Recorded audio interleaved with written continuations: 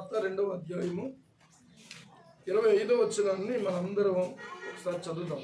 యెరూషలేమునందు సిమెయోను ఒక మనుష్యుడుండును. అతడు నీతిమంతుడును భక్తిపరుడునయ్యుండి ఇశ్రాయేలు యొక్క ఆదరణ కొరకు కనిపెట్టువాడు. పరిశుద్ధాత్మ అతని మీద ఉండెను. దేవుడి లేఖన భాగాన్ని మన వినికిడిలో దీవించును గాక. ఆమేన్.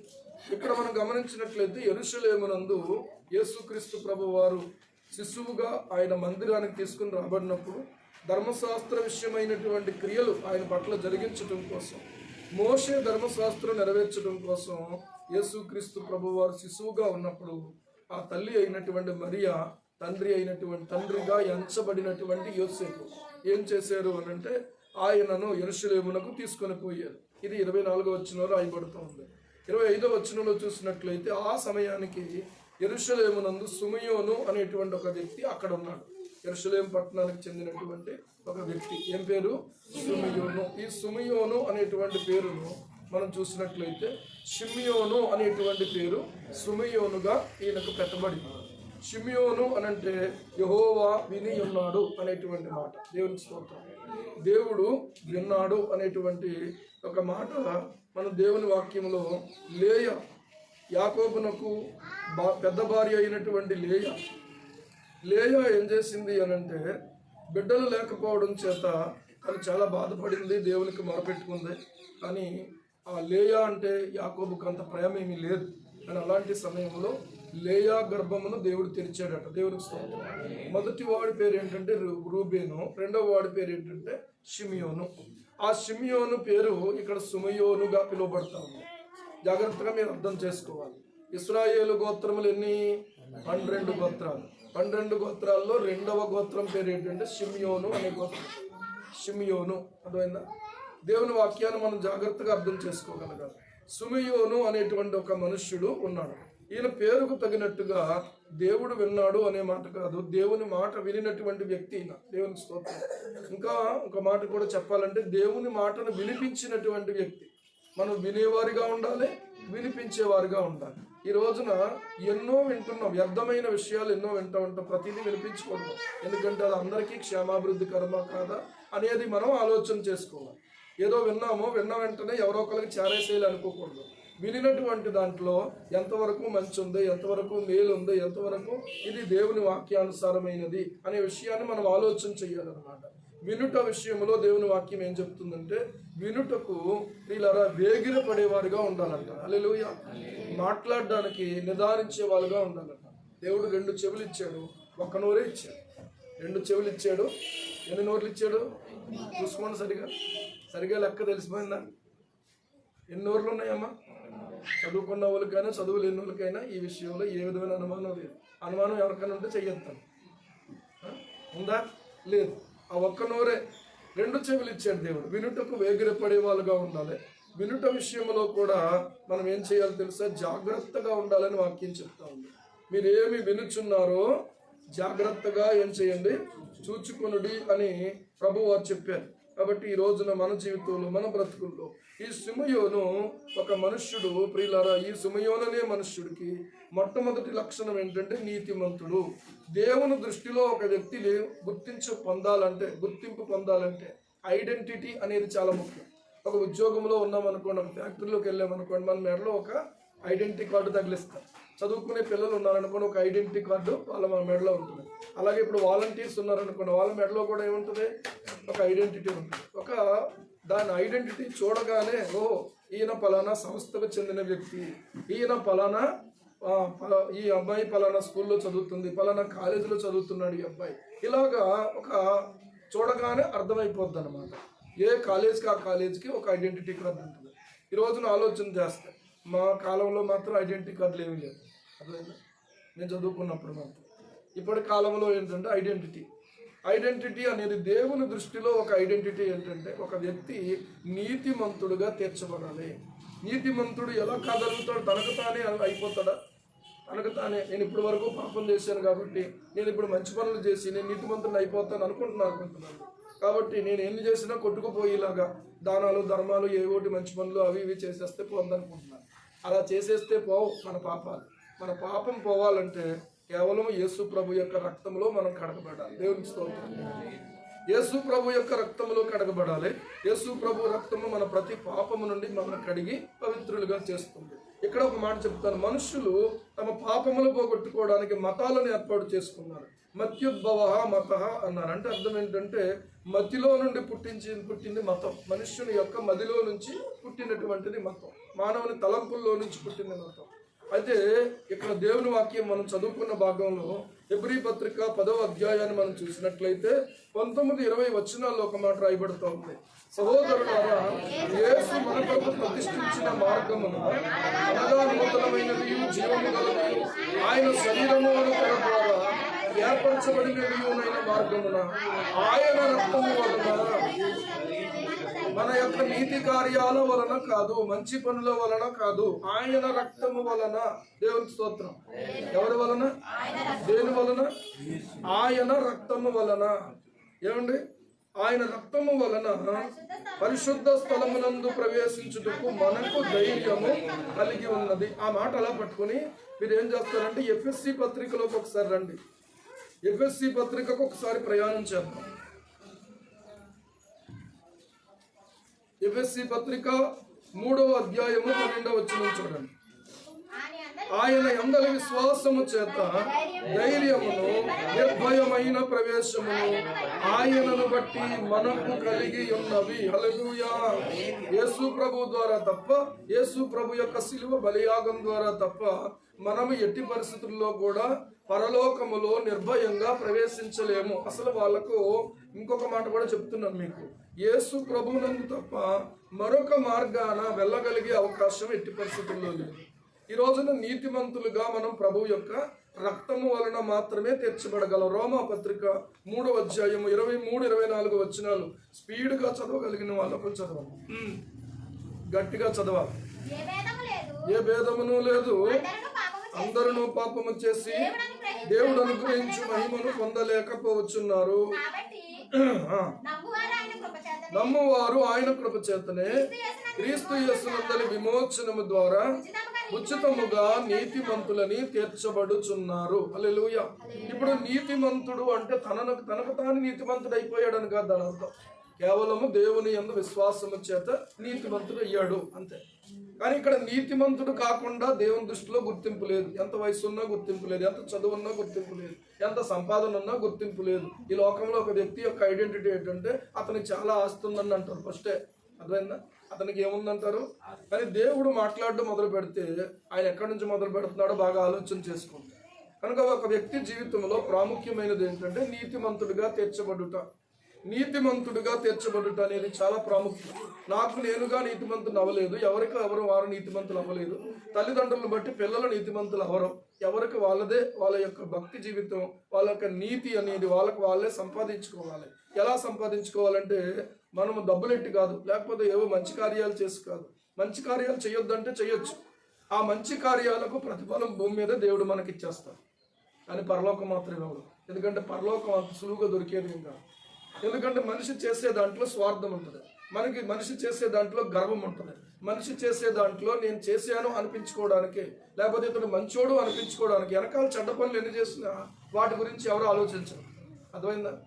కానీ ముందు జరిగించినటువంటి ఆ మంచి పనులు ఏవైతే ఉన్నాయో వాటిని బట్టి మనిషి పొగడబడతారు. కానీ వీటిని బట్టి మాత్రం దేవుని ఎదుట ఏ గుర్తింపు మనకు ఉండదు. మంచిగా బ్రతకాలి, మంచి చెయ్యాలి, మనం మంచిని పెంచాలి, మంచిని కలిగి ఉండాలి, మంచిగా నడుచుకోవాలి. దేవుని స్తోత్రం. ఇవన్నీ మంచి. కానీ పరలోకం చేరడానికి మాత్రం ఇది సరిపోదు. పరలోకం చేరడానికి మాత్రం ఇది సరిపోదు.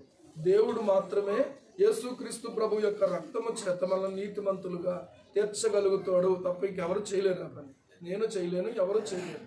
ఆఖరికి ఏ బిషప్ గారు చేయలేరు, లేకపోతే ఏ రైట్ రెవరెండ్ మోస్ట్ రెవరెండ్, లేకపోతే ఇంకా ఎవరు కూడా చేయలేరు. డాక్టర్లు కూడా చేయలేరు. అంటే ఈ రోజున కొంతమంది ఏమో ఎంబీబీఎస్ పీజీ చేసి డాక్టర్లు అవుతున్నారు. మా అమ్మాయి కూడా డాక్టరే. కానీ ఒక మాట చెప్తున్నాను, డాక్టర్లు అవ్వచ్చు చదువుకొని, కానీ దేవుని దృష్టిలో మాత్రం నీతిమంతులుగా తీర్చబడాలి. ఈ రోజున ఆలోచన చేసుకోవాలి. ఏది ముఖ్యము అంటే నీతిమంతులుగా తీర్చబడటం ముఖ్యము.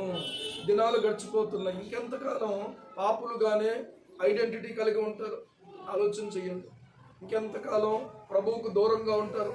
ఇంకొక మాట కూడా చెప్తున్నారు, ఎవరైతే యేసుక్రీస్తు ప్రభు యొక్క రక్తము ద్వారా దేవునితో నిబంధనలోనికి రారో వాళ్లకు దేవునికి సంబంధం ఉండదు ఎట్టి పరిస్థితుల్లో కూడా.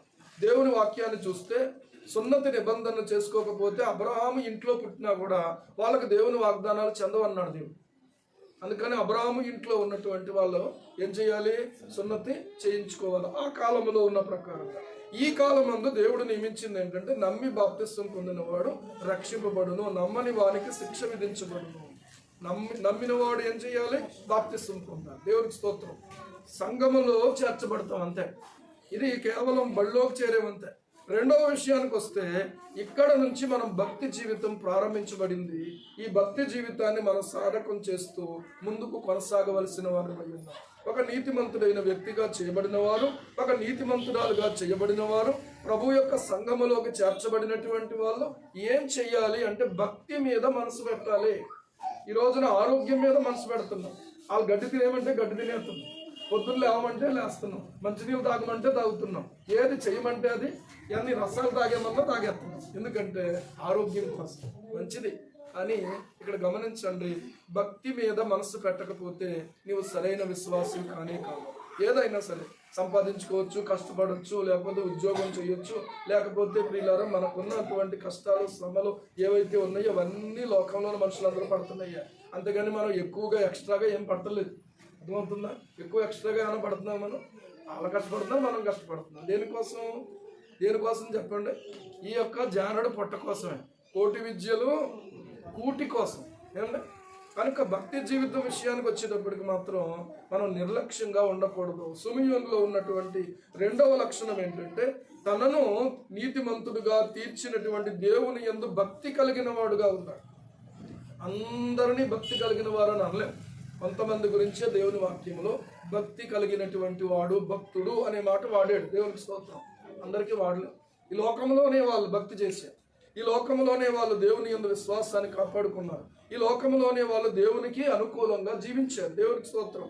ఈ రోజున ఆలోచన చేయండి. భక్తి అనేది ముఖ్యం. ఆస్తి కంటే భక్తి ముఖ్యం. దేవుడు ఆస్తి చూడడు, భక్తి చూస్తాడు. ఏమండి? దేవుడు బట్టలు చూడడు, భక్తి చూస్తాడు.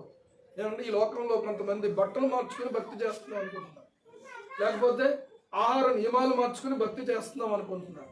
ఈ రోజున ఆలోచన చేస్తే ఒకవేళ కొంతవరకు ప్రియులారా తృప్తి కలగడం కోసం భక్తి, వాళ్ళు చేసేటువంటి భక్తి వాళ్ళకు ఒక తృప్తినిస్తూ ఉంది, కానీ వాళ్ళకు మాత్రం దేవునితో సంబంధం, సహవాసాన్ని ఇవ్వలేకపోతుంది. ఈ రోజున ఆలోచన చెయ్యాలి. భక్తి అనేది మన జీవితంలో, మన బ్రతుకుల్లో రెండవ మెట్టులో రెండవ విషయం ఏంటంటే భక్తి కలిగినటువంటి జీవితం మనకు ఉండాలి. భక్తి యందు మనము సాధకం చేసుకోవాలి. ఏ రోజుకా రోజే ఏం చేయాలి? సాధకం చెయ్యాలి. తిమోతికి రాసినటువంటి మొదటి పత్రిక 4వ అధ్యాయము 8వ వచనం చూడండి ఒకసారి. 7వ వచనం చూడండి. 7వ వచనం చూడండి. అపవిత్రములైన ముసలమ్మ ముచ్చటలను విసర్జించి దేవ భక్తి విషయములో నీకు నీవే ఏం చెయ్యి? సాధకము చేసుకొనుము అన్నాడు. దేవ భక్తి విషయంలో ఏం చెయ్యాలి? సాధకం చెయ్యాలి. భక్తిలో ప్రధానమైనటువంటిది ఏంటంటే మనకు దేవుడు ఇచ్చినటువంటి గ్రంథాన్ని మనం చదవాలి. దేవుడికి స్తోత్రం. ఎవరికి వాళ్ళకే గ్రంథాలు ఉన్నాయి, వాళ్ళ సంగతి పక్కన పెట్టండి. ముందు దేవుడు నీకు ఇచ్చిన గ్రంథం ఏంటి? దేవుని బిడ్డగా నీకు నీ చేతిలో ఏముంది ఒకసారి చూపించండి. పరిశుద్ధ గ్రంథాలు ఎలాగ ఎత్తి చూపించండి. ఇలాగ అందరూ ఎత్తి చూపించండి. దేవునికి స్తోత్రం. హల్లెలూయా. పఠింప శ్రేష్ఠ గ్రంథము బైబిల్, పఠింప శ్రేష్ఠ గ్రంథము బైబిల్, అనుదినం పఠించిన ప్రేమ తోడ నడుపును ఆ పఠింప శ్రేష్ఠ గ్రంథము బైబిల్. హల్లెలూయా. అనుదినం పఠించాలి. అంతేగాని అప్పుడప్పుడు పఠించుకుంటారు. రోజు భోజనం చేస్తున్నారా? అప్పుడప్పుడు చేస్తున్నారు. మీరు అప్పుడప్పుడు భోజనం మానేసిన బైబిల్ మాత్రం అనుదినము ఏం చేయాలి? చదువుతూ ఉండాలి. ప్రతిదినము చదవాలి. ఉపవాసం ఉన్నప్పుడు దేవుని వాక్యాన్ని తినాలి. దేవుని స్తోత్రం. ఉపవాసం ఉన్నప్పుడు దేవునితో సహవాసం చెయ్యాలి ఖచ్చితంగా. కొన్నిసార్లు ఈ శరీరం ఒకవేళ మెలకువలోకి రాకపోతే మత్తు ఎక్కువైపోతుంటే దీనికి తక్కువ ఫుడ్ పెట్టాలి. దేవునికి స్తోత్రం. తక్కువ ఫుడ్ పెట్టాలి, తక్కువ నిద్రని ఇవ్వాలి, దేవుని పాదాల దగ్గర కూర్చోవాలి. అదే ఆ నైట్ ప్రేయర్ సందర్భంలో మనం చేసేది. దేవునికి మహిమ కలుగును. ఈ వారంలో ప్రియులారా మనం ఆలోచన చేస్తే గత దినాల్లో ఆల్ నైట్ ప్రేయర్లో మనకేం లేదు, నిద్రను దూరం చేసుకున్నాం, నిద్రను పక్కన పెట్టాం. ఆ సమయం అందు కూడా నిద్రపోయారు కొంతమంది. ఆల్ నైట్ ప్రేయర్లో కూడా నిద్రపోయారు కొంతమంది. ఎందుకంటే పర్లేదులే ఆవిడ చేస్తుంది కదా, నేను ఇది ఫోన్లో కదా, మనం చూస్తారా చేస్తారా. ఏమంటే ఒకవేళ మనం కూడుకున్నా కూడా అలాగే జరుగుతూ ఉంటుంది కొన్ని సందర్భాల్లో. కొంతమందికి ఏమో కొనుక్కుపోవాలి, అరే అని మళ్ళీ మెలకువలోకి వచ్చి మళ్ళీ ఎక్కిపోవచ్చు. కానీ కొంతమంది ఏంటంటే ఆల్ నైట్ ప్రేయరా, కాసేపు మెలకుకుందాం ఆల్రెడీ మైండ్లో ఫిక్స్ అయిపోతారు అనమాట. ఏంటంటే కాసేపు పాటలో వాక్యం, ప్రార్థన అనేటప్పటికల్లా ఏమవ్వాలంటే వికెట్లు పడిపోతూ ఉంటాయి ఒకటొకటి. ఏమంటే వికెట్లు పడిపోతూ ఉంటాయి కదా, అలా పడిపోతూ ఉంటాయి. ఎందుకు ఈ మాట చెప్తున్నానంటే భక్తి విషయంలో ఈ శరీరం ఒకవేళ సహకరించకపోతే దీన్ని లోపరుచుకోవాలి. దేవునికి స్తోత్రం. అదే భక్తి విషయమైన సాధన. ఏమంటే దీనికి ఫుడ్ తక్కువ పెట్టాలి అవసరమైతే. ఏమంటే కొన్ని సందర్భాల్లో చూడండి, ఆహార నియమాలు ఎలా మార్చుకుంటున్నాము.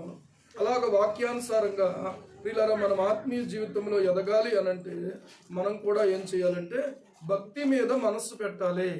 భక్తి మీద కొంతమందికి తిండంటే ఎంత పిచ్చో, నిజంగా ఏమంటే తిండంటే ఎంత పిచ్చో ఆలోచన చేస్తే మనకు అర్థమవుతుంది కదా. ఎక్కడైనా ఏదైనా స్పెషల్ ఉందంటే, వెరైటీ ఉందంటే అది అర్జెంటుగా టేస్ట్ చేసేయాల్సింది, అక్కడికి వెళ్ళిపోవాలి. అది ఎంత డబ్బులైనా టేస్ట్ చేసేయాలి. ఏమంటే భక్తి జీవితం విషయానికి వచ్చేటప్పటికి అంత శ్రద్ధ, అంత ఆసక్తి మనలో కనిపించట్లేదు. కొంతమందికి ప్రయాణాల యందు చాలా ఆసక్తి, కొంతమందికి మనుషులతో మాట్లాడడం అంటే మహా ఇష్టం, కొంతమందికి ఏమో మాట్లాడడానికి కొంచెం ఇబ్బంది పడతారు. కానీ కొంతమంది వాళ్ళు ఒకవేళ ఏమనుకుంటున్నారు అనేది పక్కన పెట్టేసి కొన్నిసార్లు చూడండి అలా చెప్తానే ఉంటారు, అలా నిద్రలోకి వెళ్ళిపోతున్నారు. అలా నిద్రలోకి వెళ్ళిపోతుంది. ఎందుకంటే విని ఇంకా మైండ్ తీసుకోవద్దు, మాట అలసిపోదు. వ్యర్థమైనటువంటి విషయాల మీద ఆసక్తి పెరిగిపోయి భక్తి విషయంలో ఆసక్తి తగ్గిపోతా ఉంది. ఈ సంవత్సరంలో ఆలోచించండి, భక్తి విషయమై మనం ఏం చేసాం, అసలు వాక్యం చదవడం ఎంతవరకు చదవడం, ప్రార్థన విషయంలో ఎంతవరకు మనం ప్రార్థన చేసాం.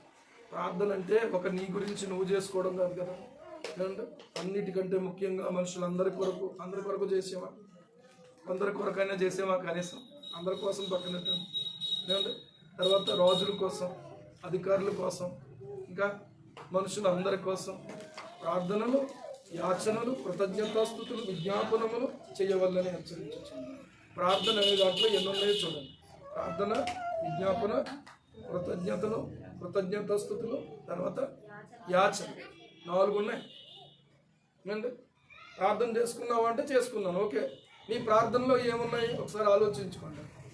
భక్తి విషయానికి వచ్చేటప్పటికి దేవునికి అర్పించుకొనుట దగ్గర ఒకవేళ నువ్వు దశంభాగం ఇచ్చావు, లేకపోతే ఎగ్గొట్టావు, లేకపోతే దేవునికి మొక్కుబడి చేసుకుని, ఇదన్నీ భక్తి సంబంధమైన విషయాలు.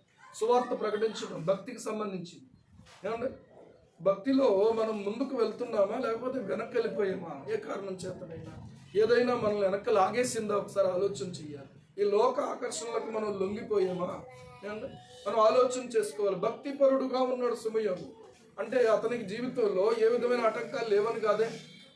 ఆటంకాలు ఎవరికి వాళ్ళకే ఉంటాయి, కానీ ఒకరికి ఉన్న ఆటంకాలు మరొకరికి లేకపోవచ్చు, కనుక వాళ్ళకి వేరే ఉండొచ్చు. ఏమంటే ఈ రోజున ఆలోచన చేస్తే భక్తిపరుడుగా ఉన్నటువంటి సుమియోను కనబడుతూ ఉన్నాడు. ఈయన పేరేంటి చెప్పండి, సుమియోను. ఈ పేరు ఎక్కడి నుంచి వచ్చిందని చెప్పాను మీకు, షిమియోను అనే పేరు నుంచి వచ్చింది. దేవునికి స్తోత్రం. దయచేసి మీరు గమనించండి ప్రియులారా. మూడవ విషయం ఏంటంటే, ఇలాంటి భక్తిపరుడైనటువంటి వ్యక్తికి, నీతిమంతుడైన వ్యక్తికి, రెండవ మెట్టులో భక్తిపరుడైన వ్యక్తికి మూడవ లక్షణం ఒకటి వస్తుంది. ఏంటంటే ఇశ్రాయేలు యొక్క ఆదరణ కొరకు కనిపెట్టువాడు. ఈయన ఏం చేస్తున్నాడంటే కనిపెట్టుకుంటున్నాడు. దేనికోసం కనిపెడుతున్నాడు? రక్షకుడు భూమి మీద అవతరిస్తాడు. ఆ రక్షకుడు భూమి మీద మానవ లోకానికి అంతటికీ రక్షణ అనుగ్రహిస్తాడు. ఆయనను నేను చూడాలి, లేకపోతే ఆయన వస్తేనే ఇశ్రాయేలుకు ఆదరణ దొరుకుతుంది, లోకమునకు రక్షణ కలుగుతుంది. దేవునికి స్తోత్రం. ఈయన గురించి వ్రాయబడినటువంటి ప్రవచనాలన్నిటినీ ఆధారం చేసుకుని ఎదురు చూస్తూ ఉన్నాడు అనమాట. పాత నిబంధన భక్తులందరూ నీతిమంతులుగా ఎలా తీర్చబడ్డారంటే యేసు ప్రభు కోసం ఎదురు చూడటమే వాళ్ళ యొక్క నిరీక్షణకు ఆధారం. దేవునికి స్తోత్రం. ఆ లేఖనాలను వారు నమ్మారు, దేవుని మీద ఆధారపడ్డారు. ఎలా జరుగుతుందని వాళ్ళకి అనుమానం లేదు. ఎందుకంటే దేవుడు ఆయన చెప్పినటువంటి మాట ఏదైతే ఉందో అది తగిన కాలములో ఆయన నెరవేర్చుతాడు. దేవునికి స్తోత్రం. ఇప్పుడు రెండవ రాకడ గురించినటువంటి నిరీక్షణ కలిగి మనం ఉన్నాం ప్రియులారా. ప్రభు త్వరగా రానయ్యున్నాడు. ప్రభువు ప్రియులారా భూమి మీద మనము ఆయన యొక్క రాకడ కొరకు ఎదురు చూస్తున్నటువంటి వారిగా ఉన్నాం. కనిపెట్టుకొనుట అనేటువంటి విషయాన్ని ఆలోచన చేస్తే దేవుని వాక్యంలో తీతుకు రాసినటువంటి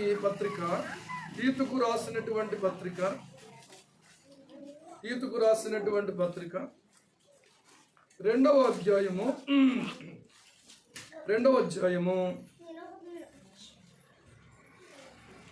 11, 12 వచనాలు చదవండి. 11, 12, 13 కలిపేసి ఉన్నాయి. అనగా సమస్త మనుషులకు రక్షణకరమైన దేవుని కృప ప్రత్యక్షమై మనము భక్తిహీనతను యెహోవా సన్నిధిలో దురాశను విసర్జించి శుభప్రదమైన నిరీక్షణ నిమిత్తము ఇంకా మహానీయుడును మన రక్షకుడైన యేసుక్రీస్తు మహిమ యొక్క ప్రత్యక్షత కొరకు ఎదురు చూచుచు లోకములో స్వస్థ బుద్ధితోను నీతితోను భక్తితోను బ్రతుకుచుండవలెనని మనకు బోధించుచున్నది. హల్లెలూయా. ఏ నిరీక్షణలో ఉన్నప్పుడు మనం ప్రభు శుభప్రదమైన నిరీక్షణ. ఏంటి శుభప్రదమైన నిరీక్షణ అంటే సమస్త మనుషులకు రక్షణకరమైన దేవుని కృప ప్రత్యక్షమై భక్తిహీనతను యెహోవా సంబంధమైన దురాశలను విసర్జించి శుభప్రదమైన నిరీక్షణ నిమిత్తము అనగా మహాదేవుడు మన రక్షకుడునైన యేసుక్రీస్తు మహిమ యొక్క ప్రత్యక్షత కొరకు ఎదురు చూచుచు. ఇప్పుడు ఎదురు చూస్తున్న దేనికోసం?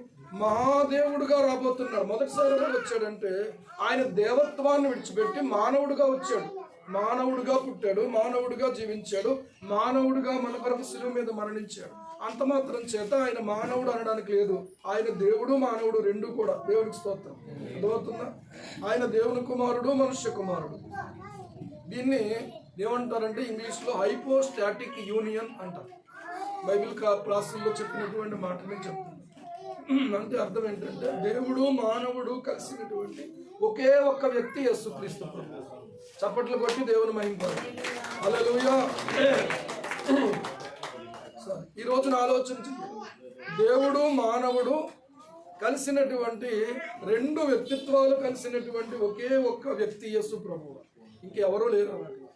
ఇంకెవరో ఈ లోకంలో లేరు. పుట్టలేదు, పుట్టరు. అర్థమవుతుందా? పుట్టలేదు, పుట్టరు మళ్ళీ. ఎందుకంటే ఆయన ఒక్కడు మాత్రమే లోకానికి రక్షకుడు. దేవునికి మహిమ కలుగును. ఈ రోజున ఆయన వచ్చాడు, మనుష్యునిగానే మన కొరకు శ్రమను అనుభవించాడు, మరణించాడు, తిరిగి లేచాడు, ఆ తర్వాత పరలోకానికి ఆరోహణమై వెళ్ళాడు. ఇప్పుడు ఆయన ఎలా రాబోతున్నాడంటే మహాదేవుడుగా రాబోతున్నాడు. మహిమ ప్రభావాలతో ఆయన రాబోతున్నాడు. అందుకనే మనం పాడుకునే పాట చాలాసార్లు బాగా మనకు నానుడిలో ఉన్నటువంటి పాట ఏంటి? యేసు రాజుగా వచ్చుచున్నాడు. తర్వాత భూలోకమంతా తెలుసుకున్నాడు. ఆయన ఎలా ఉంటాడు అప్పుడు? రవికోటి తేజుడు. నిజంగా అంత తేజస్సుతో, అంత మహిమతో, అంత బలముతో, అంత ప్రభావముతో ఉంటే ఆయన ఎలా పట్టుకోవాలి, ఎలా సిలువ వేయాలి, ఆయన్ని ఎలా హింసించగలరు? ఎవరు ముట్టుకోలేరు కదా. ముట్టుకోవడానికి అవకాశం లేకుండా చేసి నన్ను పట్టుకోండి అంటే ఎవరు పట్టుకుంటారు? అందుకని ఆయన ఏం చేశారు అంటే మహిమను ఏమాత్రం చూపలేదు. దేవునికి స్తోత్రం. చనిపోయిన లాజరును లేపే దగ్గర మహిమను చూపించారు. తుఫానును గద్దించి గాలి తుఫాను నిమ్మలం చేసే దగ్గర మహిమను చూపించారు. యాయిరు కుమార్తెను బ్రతికించే దగ్గర మహిమను చూపించారు. కుష్ఠరోగిని స్వస్థపరిచే దగ్గర మహిమను చూపించారు. కానీ శ్రమ అనుభవించే దగ్గర, తీర్పు తీర్చే దగ్గర, తీర్పు పొందే దగ్గర, నిర్దోషిగా ఆయన శిలువ మీద రక్తం కార్చాల్సి వచ్చినప్పుడు మాత్రం ఏమీ కనపరచలేదు. అర్థమైంది? కానీ అక్కడ కూడా మనం చూసినట్లయితే ప్రభువును పట్టుకోవడానికి వచ్చినటువంటి వారు వెనక్కి తగ్గి నేల మీద పడిపోయినట్టుగా రాయబడుతుంది. అంటే వారు ఆయన మహిమను చూశారు. దేవుని స్తోత్రం. ఒకటే మాట మనం ఆలోచన చేద్దాం ఏంటంటే ఇప్పుడు మాత్రము అప్పుడు మహిమతో ఆయన కనిపించలేదు. ఏమంటే ఇప్పుడు మాత్రం ఆయన మహిమ రాకడ జరగబోతా ఉంది. మహిమతో ఆయన రాబోతున్నాడు. ఆ రోజున నేను నా ప్రభువును ఎదుర్కొంటాను. ఆ రోజున నా ప్రభువును ఎదుర్కొని ఆకాశ మండలం మీద మేఘముల మీద కొనుక్కోబడి ప్రభువును ఎదుర్కొని ప్రభువుతో పాటు సదాకాలం ఉండడానికి నేను కొనుక్కోబడతాను. అది క్రైస్తవ సంఘం యొక్క నిరీక్షణ. దేవునికి మహిమ కలుగును. ప్రభువు రాకడ లేకపోతే మన పోకడ. అర్థమవుతుందా? మన పోకడైనా జరుగుతుంది, లేదంటే ప్రభువు రాకడైనా జరుగుతుంది. అంతేకాని ఇది నెరవేరకపోవడానికి వీల్లేదు. ఎందుకంటే ఇది చెప్పినటువంటి ఆయన మొదట చెప్పినది నెరవేర్చాడు, ఇప్పుడు రెండవది కూడా నెరవేర్చడానికి ఆయన త్వరగా రాబోతున్నాడు. మరి ఇంకా ఎందుకు రావట్లేదండి అని అంటే, నువ్వు అలాగ అడుగుతావని రావట్లేదు. ఇంకా ఎందుకు రావట్లేదని అడిగే వాళ్ళు ఉన్నారు కాబట్టి రావట్లేదు. నేను అయితే ఒక మాట చెప్తాను, ఆయన రాకడ ఆలస్యం చేయడానికి కారణం కూడా బైబిల్లో ఉంది. అర్థమైందా? బండి ఎందుకు లేట్ అయిందంటే దానికి కారణం ఏదో చెప్తారు కదా. యేసు ప్రభు రాకడ ఎందుకు లేట్ అయింది, బండి ఎందుకు లేట్ అయ్యిందంటే ఆ పైన కొంచెం ట్రాక్లు రిపేర్ చేస్తున్నారు కాబట్టి ట్రైన్లు ఆలస్యంగా నడుస్తున్నాయి అన్నారు. ఇప్పుడు యేసు ప్రభు వారి ఆలస్యానికి కారణం ఏంటి అని అంటే, ఇంకా మారు మనస్సు పొందడానికి ఆయన టైం ఇచ్చాడు. దేవునికి స్తోత్రం. ఇంకా ఒకవేళ నీతిగా భక్తిగా ఈ లోకంలో బ్రతకడానికి, ఇంకా మనల్ని మనం సిద్ధపరచుకోవడానికి, శుద్ధి చేసుకోవడానికి ఇంకా మనకు ఆయన టైం ఇచ్చాడు. దేవునికి స్తోత్రం. అంతేగాని తినడానికి, త్రాగడానికి, సంతోషించడానికి, ఏమండి ఇంకా ఏ పార్టీ చేసుకుందామా, లేదా ఎక్కడికి వెళ్దామా, లేకపోతే ఎలాగ ఎంజాయ్ చేద్దామా అనేటువంటి ఆలోచనలో పడిపోయి, అల్లరితో కూడిన ఆటపాటల్లో పడిపోయి, మత్తులో పడిపోయి, జోగుతూ ఇష్టానుసారంగా బతుకుతూ జీవితాన్ని పాడు చేసుకోవడానికి టైం ఇవ్వలేదు ఆయన. ఈ టైం చాలా విలువైంది. దేవునికి స్తోత్రం కలుగుతుంది. కనుక ఇప్పుడే త్వరగా సిద్ధపడండి. ప్రభు రాకడ కొరకు ఇప్పుడే ఆయుత్తపరచబడాలి. ఈ రోజే మనము సిద్ధంగా ఉండాలి. రేపటి రోజు మళ్ళీ ప్రియులారా ఒకవేళ ప్రభు రాకడ ఆలస్యం అయితే రేపు చూస్తాం మనం, లేకపోతే చూడం. ఏమండి చాలా కాలం క్రితం మాకు భక్తి నేర్పించినటువంటి సేవకులు ఏమండి ఆయన ఇలాగని చెప్పేవారు ఏంటంటే, ఆయన రాత్రుల్లో కిటికీలో నుంచి చూసేవారు, ఒకవేళ నా ప్రభు గాని వచ్చేస్తున్నాడేమో అని చెప్పేసి. అంటే ఎంత ఆలోచన చూడండి. మెలకు వచ్చినప్పుడు ఒకవేళ ప్రభు కానీ వచ్చేస్తున్నాడేమో అని చెప్పి, ఇంకా వేరే ఆలోచన లేదు. ప్రభు వస్తే వెళ్ళిపోవాలి. ప్రభువు రాకడ ఆలస్యం అయితే ఆయన కొరకు నీతిగా స్వస్థ బుద్ధితో బ్రతకాలి. ఈరోజు ఇంకో మాట చెప్తున్నాను, పెట్రోల్ కల్తీ అయిపోయింది, డీజిల్ కల్తీ అయిపోయింది, వాటర్ కల్తీ అయిపోయింది, ఎయిర్ కల్తీ అయిపోయింది, అన్నీ కల్తీ అయిపోయినాయి. అలాగే దేవుని వాక్యం కూడా కల్తీ అయిపోయింది. కల్తీ అయిపోయినటువంటిది ఎప్పుడు తెలుస్తుంది అంటే, అనారోగ్యమో జబ్బో వచ్చినప్పుడు తెలుస్తుంది. ఎందుకు? కారణం ఏంటి? అది పక్కన పెట్టి ఇది పక్కన పెడితే ఇది బాగానే ఉంటుంది, అది బాగానే ఉంటుంది, ఇది బాగానే ఉంటుంది, అది బాగానే ఉంటుంది. ఏమంటే ఎప్పుడు తెలుస్తుంది అది అని అంటే, దాన్ని వాడిన తర్వాత వచ్చిన ఫలితాలను బట్టి తెలుస్తుంది. ఈ రోజున మనుషుల యొక్క గురి పాడైపోయింది, మనుషుల యొక్క భక్తి జీవితం పాడైపోయింది. విశ్వాసం అంటే కేవలం ఈ లోకం మట్టుకు మాత్రమే దేవుని యందు విశ్వాసం ఉంచే వాళ్ళు అయిపోయారు. కారణం ఏంటంటే వినే బోధలు అలాగ ఉన్నాయి, నడిపించేటువంటి నాయకులు అలా నడిపిస్తూ ఉన్నారు, చెప్పే బోధలు ఇలాంటివి ఉన్నాయి కాబట్టి ఆ వాటికి అట్రాక్ట్ అవుతున్నారు మనుషులు. బండి మీద వచ్చేటప్పుడు నేను అదే ఆలోచన చేస్తున్నాను. ఈ వాక్య భాగాన్ని రాత్రి నుంచి ఆలోచన చేసుకుంటూ ఉన్నాను. ప్రియులారా, అప్పుడప్పుడు ఈ సుమయోని గురించి కూడా జ్ఞాపకం చేసుకోవటం మనకు ఆశీర్వాదకరమే. ఇలాంటి వ్యక్తులను జ్ఞాపకం చేసుకోవాలి. హల్లెలూయా. నీతిమంతుని జ్ఞాపకం చేసుకునుట ఆశీర్వాదకరమగును. ఒక మెట్టు ఎక్కాలంటే ఇలాంటి వాళ్ళని జ్ఞాపకం చేసుకోవాలి. ఒక మెట్టు ఎక్కాలంటే భక్తి జీవితంలో ఇలాంటి వ్యక్తులను మనం గుర్తు చేసుకోవాలి. మొదటిగా మనం ఆలోచన చేస్తే అతడు నీతిమంతుడు, రెండవదిగా ఆలోచన చేస్తే అతడు భక్తిపరుడు, మూడవదిగా ఆలోచన చేస్తే ఇశ్రాయేలు యొక్క ఆదరణ కొరకు కనిపెట్టేవాడుగా ఉన్నాడు. కనిపెట్టనటువంటి వారి కోసం ప్రభు రావట్లేదు. మీకు ఈ విషయం స్పష్టంగా మీకు వాక్యం అర్థం కావడం కోసం చెప్తున్నాను. వీళ్ళలో పాటలో కూడా ఉంది, కనిపెట్టు భక్తాలి కనురెప్పలో మారెదరు అంటాడు. గగనము చీల్చుకొని గనులను తీసుకొని యేసు వేగమే ఆయన రాబోతున్నాడు. కానీ ఎవరు మారుతారంటే అందరూ మారరు. కనిపెట్టు వారు మాత్రమే మారుతారు. దేవునికి స్తోత్రం. ఎవరి కోసం ప్రభు వస్తున్నాడో తెలుసు, అందరి కోసం రావట్లేదు. మీకు ఒక మాట చూపిస్తాను. హెబ్రీ పత్రిక 9వ అధ్యాయం 28వ వచనం చూడండి. 28వ వచనం చూడండి. 28 205వ పేజీ. ఇది చాలా స్లోగా ఉంది. అలాగుననే క్రీస్తు కూడా అనేకుల పాపములను భరించుటకు ఒక్కసారే అర్పింపబడి, ఎన్నిసార్లు? ఆగండి కంగారు పడకండి. ఒక్కసారే అంటే అర్థం ఏంటి? సిలువ మీద ఆయన ఒక్కసారే అర్పించబడ్డాడు. మళ్ళీ అర్పించబడాల్సిన అవసరం లేదు. ఎవరైనా నీతిమంతులుగా తీర్చబడాలంటే ఆయన దగ్గరికి రావడం, ప్రభు పాపిని అనడం, ప్రభు పాదాలతో పట్టుకోవడం, క్షమించమని వేడుకోవడం, ఆయన రక్తంలో కడగబడడం, అయిపోయింది అంతే. అర్పించబడడం అయిపోయింది. మళ్ళీ అర్పించబడాల్సిన అవసరం లేదు. రెండవది చూడండి. ఇప్పుడు తన కొరకు కనిపెట్టుకొని ఉండు వారి రక్షణ నిమిత్తము పాపము లేకుండా రెండవసారి, మొదటిసారి ప్రత్యక్షమైనప్పుడు పాపం లేదు ఆయనలో. ఇప్పుడు రెండవసారి మళ్ళీ ఎలా రాబోతున్నాడు? పాపము లేకుండా రెండవసారి ప్రత్యక్షమగును అంటున్నాడు. కాబట్టి గమనించుకోండి, ఎవరి కోసం ప్రత్యక్షం అవుతాడు అంటే కనిపెట్టుకొని ఉండు వారి కోసమే, అంతే. ఇప్పుడు ట్రైన్ ఎవరి కోసం వస్తుందో చెప్పండి. టికెట్ తీసుకుని ప్లాట్ఫారం మీదకి వెళ్ళి ప్రయాణం చేయడానికి సిద్ధంగా ఉన్న వాళ్ళ కోసమే ట్రైన్, అంతేగాని రోడ్డు మీద వెళ్ళి వాళ్ళు అందరి కోసం రాదు కదా. ఇప్పుడు యేసుక్రీస్తు ప్రభు వారు రాకడ కూడా ఎవరి కోసము అంటే తన కొరకు కనిపెట్టుకొని ఉండు వారి రక్షణ నిమిత్తము అంట. దేవునికి స్తోత్రం. అంటే ఆ రోజున రక్షణ పరిపూర్ణం కాబోతా ఉంది. ఆ రోజు వరకు రక్షణ కొనసాగుతూ ఉండాలి. ఆ రోజు వరకు రక్షణను భయముతో వణకుతో కొనసాగించుకోవాలి. ఈ రోజున ఒకవేళ మన గురి మారిపోతుందంటే మనం ఏదో వినకూడదు ఏదో విన్నామన్నమాట. మన లక్ష్యము ఒకవేళ గురి తప్పిపోయింది అని అంటే దానికి కారణం ఏంటంటే మన యొక్క గురి తొలగిపోయిందన్నమాట. ఈ రోజున మనం ఆలోచన చేసుకుందాం. నీ గురి ఖచ్చితంగా ఉంటే నువ్వు ప్రభు రాకడ మీద గుర్తు పెట్టుకోవాలి. దేవుని స్తోత్రం కలుగుతాడు. ప్రభు రాకడ మీద గురి పెట్టుకోవాలి.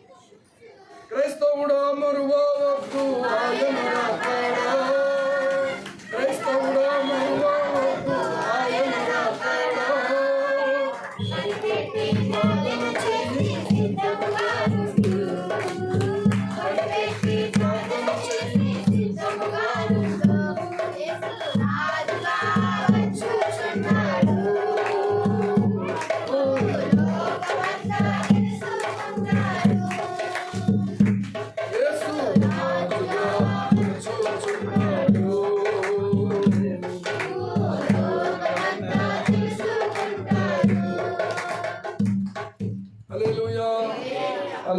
ఆలోచన చేసుకోండి.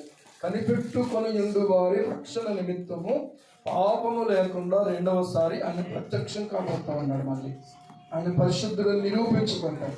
ప్రభావముతో ఆయన 3వ దినమున తిరిగి లేచాడు. ఈ రోజున ఆయన కొరకు కనిపెట్టుకునేవారి కోసం. పెళ్లి కూతురు ఎవరి కోసం కనిపెడుతుంది చెప్పండి. పెళ్లి కుమారుడు ఎప్పుడు నేను ఆయన ఎదుర్కొంటాను. పెండ్లి కొడుకు పెండ్లి కుమార్తె కోసం కనిపెడతాడు. పెండ్లి కుమారుడు పెళ్లి కూతురు కోసం కనిపెడతాడు. ఎంతమంది ఉన్నవ్వండి, ఈ పెళ్లి ఏర్పాట్లు ఇవన్నీ సంగతి పక్కన పెట్టండి. ఇద్దరు దృష్టి మాత్రం మెయిన్ దేని మీద ఉంటుంది అని అంటే కేవలము పెండ్లి కుమారుడు దృష్టి పెండ్లి కుమార్తె మీద, పెండ్లి కుమార్తె దృష్టి పెండ్లి కుమారుడు మీద. దేవునికి స్తోత్రం. అలా ఉన్నటువంటి వాళ్ళే పెళ్లి కొడుకు పెళ్లి కూతురు అంటే. అంతేగాని పెళ్ళి ఒకరితో జరుగుతుంటే ఇంకొకరు తాళి కట్టేసాడు. ఇలాంటి దరిద్రపనులు చేసే వాళ్ళు కొంతమంది తయారవుతున్నారు. అవి మరి టిక్ టాక్ల కోసం చేస్తున్నారో, లేకపోతే లైక్ల కోసం చేస్తున్నారో, లేకపోతే మరి వింతగా చేయాలని చేస్తున్నారో. పెళ్లిపీటల మీద ఇద్దరు నిలబడుతున్నారు. అదే సమయంలో ఇంకొక అమ్మాయి వస్తే అమ్మాయి కట్టేటంటాడు. ఎంత దరిద్రుడై ఉంటాడు ఆ అమ్మాయి, అంత దరిద్రం నిజంగా. ఈ పెళ్లి అనే దానికి పరిశుద్ధ గ్రంథము చెప్పేటువంటి విధానం వేరు, ఈ లోకములో మనుషులు పెళ్లి గురించి ఆలోచించే విధానం వేరు. పెళ్ళి అంటే ఏర్పాట్లే గొప్ప అని అనుకుంటున్నారు, అయ్యే ముఖ్యం అనుకుంటున్నారు, దానికే ఎక్కువ ఖర్చు పెడుతున్నారు. కానీ అసలు ఉద్దేశం ఏంటి అని అంటే ఇద్దరూ కలిసి జీవితాంతం జీవించాలి ఏమండి. అంతేగాని ఈ రోజున ఇంకో కొత్త విధానం వచ్చింది, సహజీవనం అంట. ఏంటంటే ఇద్దరూ కలిసి జీవిస్తారంట, ఒకవేళ అన్నీ నచ్చితే పెళ్లి చేసుకుంటారట, లేకపోతే విడిపోతారు దుర్మార్గం కాకపోతే. ఇలాంటి పనికిమాలిన ఆలోచనల్లో నుండి వచ్చిందే జారత్వం. ఇది జారత్వమే. పెళ్లి కాకముందు ఒక యవనస్తుడు ఒక యవనస్తురాలు కలిసి ఉంటే జారత్వం. జారత్వములు జరుగుతున్నందున ప్రతి స్త్రీకి సొంత భర్త ఉండాలి, జారత్వములు జరుగుతున్న ప్రతి పురుషునికి సొంత భార్య ఉండాలని చెప్పాడు దేవుని వాక్యంలో. బుద్ధిహీనపు ఆలోచనలు, పనులు ఇలాంటివన్నీ కూడా మనం చేయకూడదు. ఇలాంటివి చేసే ఎయిడ్స్ని పెంచుకోవడం జరుగుతుంది. ఏంటంటే అసలు ఒకప్పుడు కనీసం పెళ్లి చూపులు కూడా లేకుండా పెళ్లిళ్ళు అయినాయి. ఇప్పుడు కాక కాపురాలు చక్కగా చేసుకుంటున్నారు. ఇప్పుడు పెళ్లి చూపులు మళ్ళీ దానికి మళ్ళీ కొన్ని వేలు లక్షలు ఖర్చు పెట్టడం, వాళ్ళు అటు వెళ్ళడం, మళ్ళీ ఇటు రావడం, మళ్ళీ అక్కడికి వెళ్ళి చూసుకోవడం, ఇక్కడికి వెళ్ళి చూసుకోవడం, అన్నీ నచ్చిన తర్వాత మళ్ళీ ఎంగేజ్మెంట్లు, మళ్ళీ ఎంగేజ్మెంట్లకి ఏమో సూట్లు బూట్లు ఇవన్నీ మొత్తం ఇవన్నీ అయిపోయిన తర్వాత 3 నెలలకే ముక్కలు అయిపోతున్నాయి. ఇలాంటి దరిద్రపు ఆలోచనలు సరైనవి కాదు, క్షమించండి. ఎందుకు ఈ మాట చెప్తున్నానంటే జీవితాంతం కలిసి ఉండడం కోసమే దేవుడు ఈ మ్యారేజ్ నిర్ణయించాడు అనే ఆలోచన నుంచి ఈ రోజున సమాజం ఏమైపోతుందంటే పక్కకు తొలగిపోతా ఉంది. సరే అది సంగతి పక్కన పెట్టండి. నేను నా ప్రభువు కోసం ఉన్నాను అని అనుకునేటువంటి వాళ్ళ కోసమే ఆయన రాబోతా ఉన్నాడు. దేవుని స్తోత్రం. అందరి కోసం రావట్లేదు సుమా, అందరి కోసమే వస్తూ ఉన్నాడు. కానీ కొందరే ఏమండి ఆ మహిమను, ఆ ఘనతను, ఆ యొక్క పాలిభాగంగా ఉండడానికి అర్హతను సంపాదించుకునే వారు కొందరే ఉన్నారు. దేవునికి స్తోత్రం. అర్థమైందా? ఏదైనా సరే మన జీవితంలో, మన బ్రతుకుల్లో ఈ ఒక పవిత్రమైన ఆలోచన మనకుంటే పవిత్రమైనటువంటి విధానం మన జీవితంలో ఉంటుంది. పవిత్రమైన ఆలోచన లేకపోతే ఇప్పుడు ఈ కొద్ది రోజులు నువ్వు, కొద్ది రోజులు ఇంకొకళ్ళు, కొద్ది రోజులు ఇంకొకళ్ళు, ఏంటి సహజీవనం అంటే దానికి అర్థం లేదు అసలు. సమాజంలోనే కొంతమంది మానసిక నిపుణులు దాన్ని ఖండిస్తున్నారు. దేవుని వాక్యం ఎరుగుండి దేవుని చిత్తాన్ని తెలుసుకోకుండా దేవుని యొక్క లక్ష్యాన్ని మనం పక్కన పెట్టేసి ప్రయాణం చేసే మనం ఏం భక్తి చేస్తున్నాం, ఏం సేవ చేస్తున్నాం, ఏమి మనం దేవునికి అంగీకారంగా ఉండగలుగుతాం? ఎవరి కోసం చేస్తున్నాం? ఇది కష్టమైనా, నష్టమైనా, ఇరుకైన ఇబ్బంది అయినా ఆయన పాదాల దగ్గర పడి ఉండాలి. దేవునికి స్తోత్రం కలుగుతాం. హల్లెలూయా. ప్రియుడా నీ ప్రేమ పాదములు చేరితే నెమ్మది నెమ్మది, ఆసక్తితో నిన్ను పాడి స్తుతించేదా ఆనందమానందమే, ఆసక్తితో నిన్ను పాడి స్తుతించేదా ఆనందమానందమే.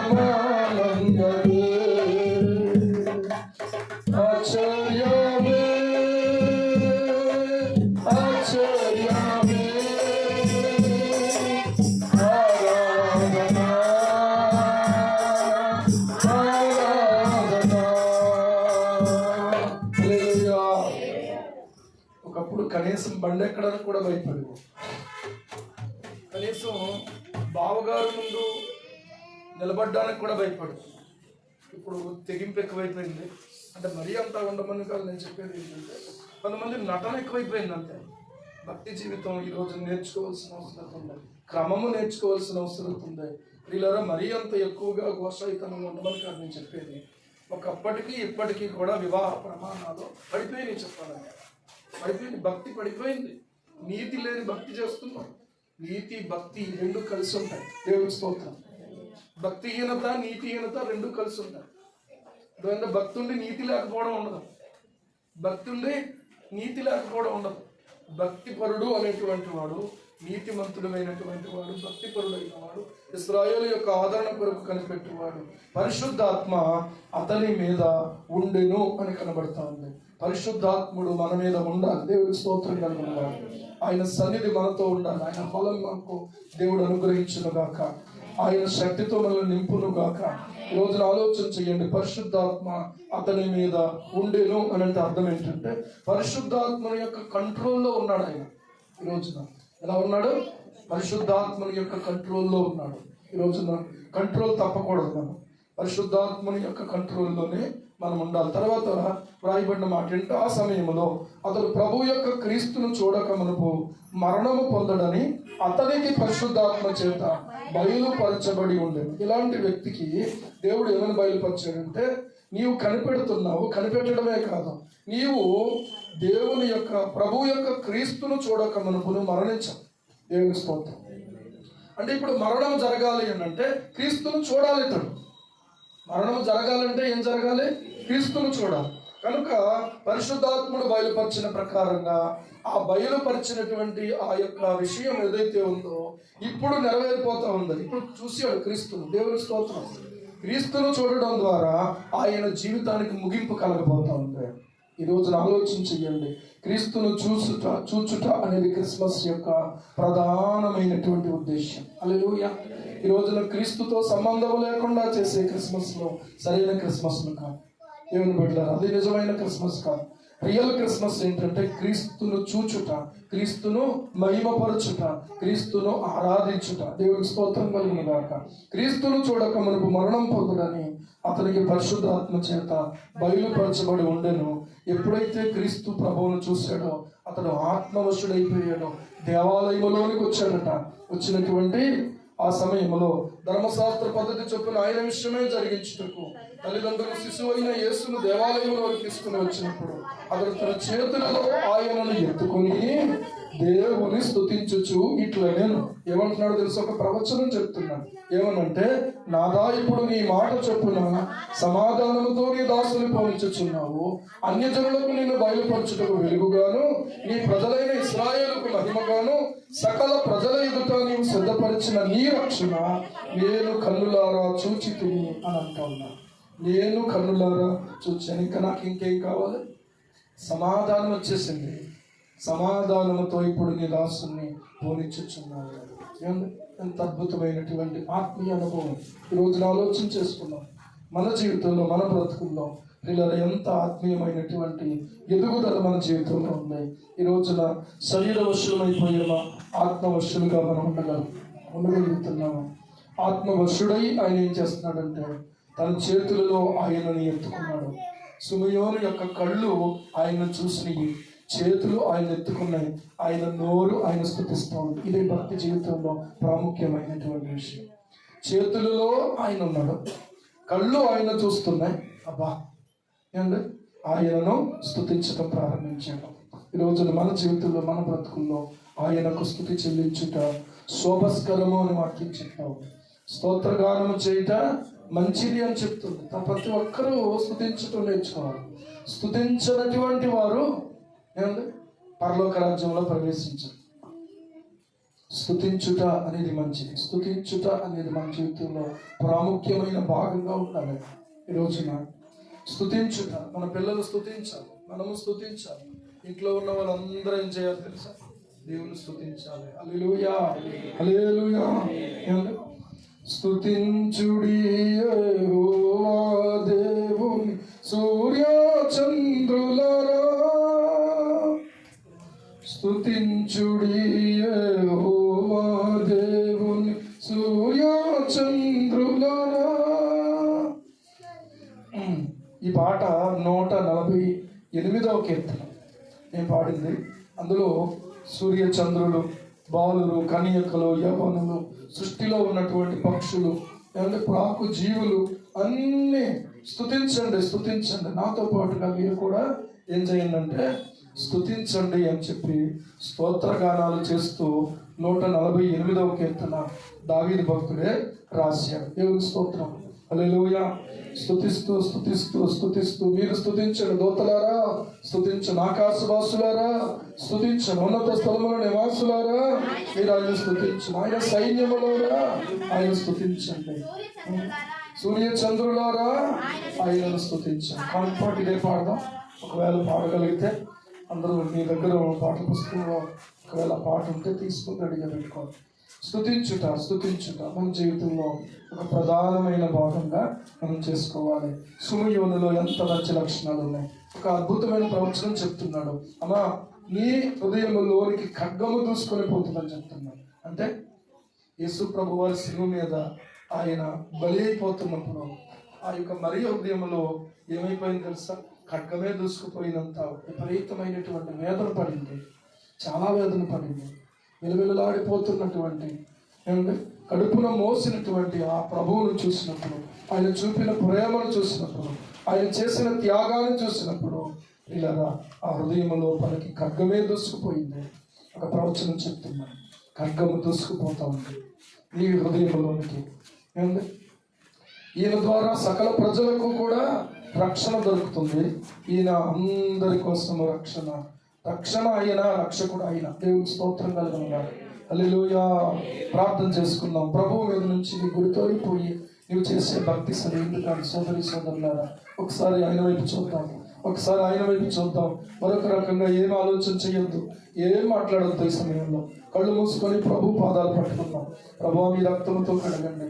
ప్రభు రాకడ సమీపంగా ఉంది, ప్రభు రాకడ సమీపంగా ఉంది. మన జీవితం యొక్క ముగింపు ఎప్పుడో మనం చెప్పలేము. ఈ డిసెంబర్ మాసంలో ఎన్నో భయంకరమైన పరిస్థితులు సంభవిస్తుండడం మనం చూస్తూ ఉన్నాం. ఈ దినం వరకు కూడా మనం కాచి భద్రపరిచిన దేవాది దేవునికి నీ హృదయం సమర్పించకుండా, నీవు ఇంకా ఆయన నమ్మకుండా, ఇంకా నీతిమంతుడిగా తీర్చబడకుండా ఉంటే అది నీదే లోపము, కానీ దేవునిలో లోపము లేదు. ఆయన ఆయుష్నిచ్చాడు, ఆరోగ్యాన్ని ఇచ్చాడు, లేకపోతే నీవు అడిగిన మేలు చేశాడు, అని నీవే రక్షణను వాయిదా వేస్తున్నావు. బిడ్డ, దయచేసి ఇప్పుడైనా నీ హృదయాన్ని ఆయన సమర్పించుకోండి. ఆయన వైపు పూర్తిగా తిరగడానికి నీవు తొందరపడాలి, ప్రార్థన చేసుకోవాలి.